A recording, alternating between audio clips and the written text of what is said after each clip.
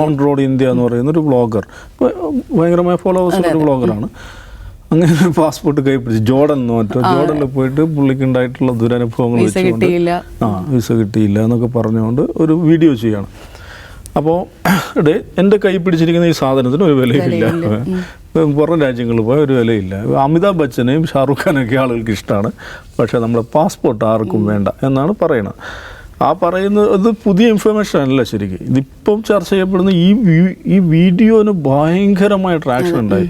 എനിക്ക് തോന്നുന്നു ഇപ്പോൾ 2 മില്യണോ 8 മില്യൺ കടന്നു അല്ലേ, 8 മില്യൺ കടന്നു. അത് ഈ അധികാരത്തിൽ വരുന്ന 2014 2013 നമ്മൾ 71 സ്ഥാനത്തുണ്ടായിരുന്നു. 2015 അത് 76 സ്ഥാനത്തെത്തുന്നുണ്ട്. ഒരു ഘട്ടത്തിൽ 2021 എൻ്റെ ഓർമ്മ 90 സ്ഥാനത്തെത്തുന്നുണ്ട്. വെച്ചാൽ ഇന്ത്യയുടെ ഹിസ്റ്ററിയിൽ, ഇന്ത്യൻ പാസ്പോർട്ടിൻ്റെ ഹിസ്റ്ററിയിലെ ഏറ്റവും ലോവസ്റ്റ് റാങ്കിങ് എന്ന് പറയുന്നത്.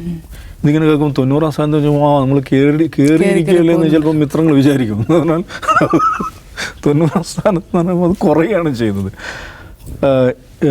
അത് പിന്നെ ഏറ്റവും സ്ട്രോങ് ആയിട്ടുണ്ടായിരുന്നത് 2006 മൻമോഹൻ സിംഗ് ഭരിക്കുന്ന സമയത്ത്. നമ്മൾ 2014 ശേഷം നമ്മുടെ രാജ്യം വിശ്വഗുരു എന്താണ് രാജനൈതികമായ പരം വൈഭവത്തിലേക്ക് പ്രവേശിച്ചു. എന്നിട്ട് നമ്മൾ വിശ്വഗുരു എന്നുള്ളത് മലയാളികൾ പറയുന്നത് അങ്ങനെ പറയാൻ പാടില്ല, ജഗദ്ഗുരുവാണ്. ഇത് ജഗദ്ഗുരു സ്ഥാനത്തേക്ക് ഉയർത്തപ്പെട്ടിരിക്കുകയാണ് എന്ന് എന്ന് പ്രചരിപ്പിക്കപ്പെടുന്ന ഒരു കാലഘട്ടത്തിലാണ് ഇത് സംഭവിക്കുന്നത്, മനസ്സിലാക്കണം.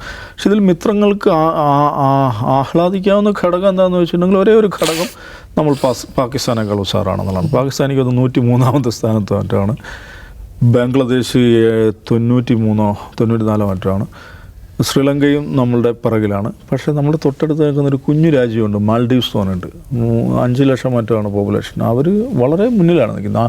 43 42 മറ്റാണ് അവരുടെ റാങ്കിങ് എന്ന് പറയുന്നത്. അപ്പോൾ നമുക്കൊരു രാജ്യത്തിൻ്റെ 100 കോടിയിലധികം മനുഷ്യരുള്ള രാജ്യമാണ്.